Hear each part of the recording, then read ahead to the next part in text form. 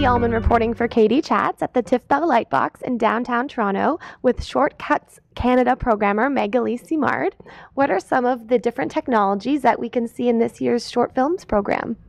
Well, what's really particular for us this year, out of literally over 700 Canadian shorts that we saw, was the use of new technologies in film, chiefly 3D. I mean, 3D, I think most audience have a sense of it or are accustomed to it through seeing stuff like from Pixar or from Disney. There's sort of one way of seeing 3D, and it's mostly either, big action films that are now switched to 3D or kids films or family films. Now, the films that we have in our lineups are pretty much neither of those things. They very much explode this technology. We have some of the greatest animators in the country working with 3D in very interesting ways. Chris Landreth, who had Ryan, of course, and the movie The Spine in the last years that have been extremely successful. In his new film, Subconscious Password, which is a total buzz film for us at the festival, is a very immersive 3D film. In fact, it goes into someone's brain, and then there's action and people talking in there. And the 3D really elevates the film to sort of a new level and accompanies the content of the film very well. Now, we have guys who did, like Chris Levis and Maciek Trubowski, who a few years ago made Madame Tootly Pootly, which was extremely successful, Oscar nominee as well, come back with this completely trippy film called Cauchemar, which is sort of play on word on the word nightmare in French. And it's just a trippy film, like it's intergalactical, it has bizarre creatures.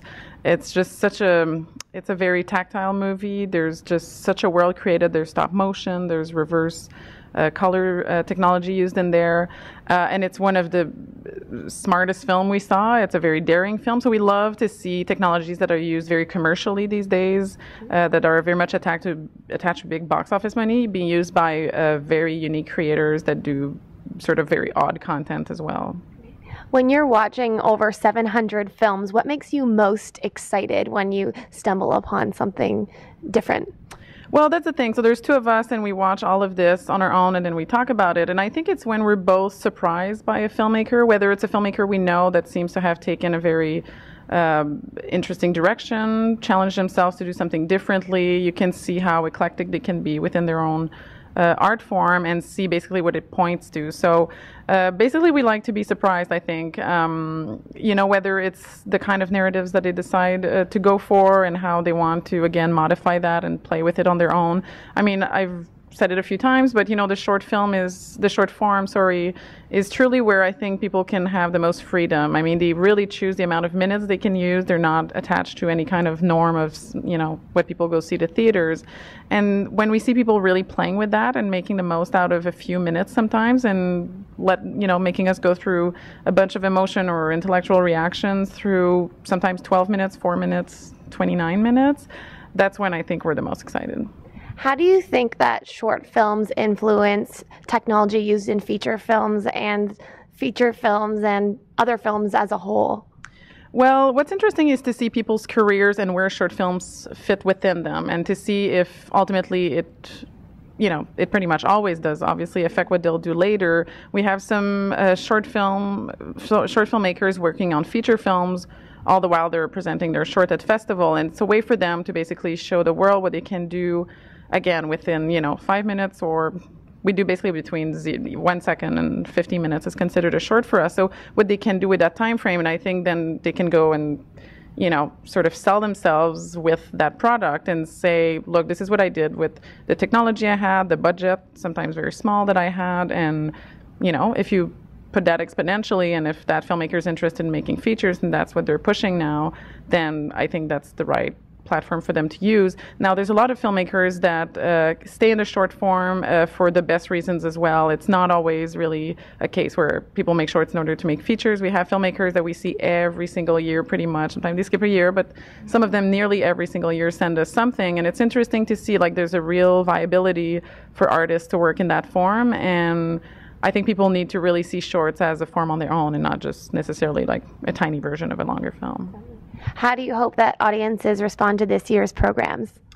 I think people that will take the brave step of going to see short films, I always say we love our filmmakers to take chances. That's what sort of excites us. And on the flip side, we love when audiences take chances and see things that they're not used to, even within the festival, which is already a big slate of surprising content. I think they'll see a lot of extremely daring filmmaking. I gotta say, whether you see, one of our 6 programs or you see a few of them, you really see what's being made across the country, and it points to an extremely healthy arts community, one that seems to be very connected. We see filmmakers that work with each other, that meet on previous projects or in festivals or in different industry settings, and then we end up receiving projects from them together, which is always great for us to see, and makes all these things all the more valuable. So I think people will be surprised, which is a good feeling.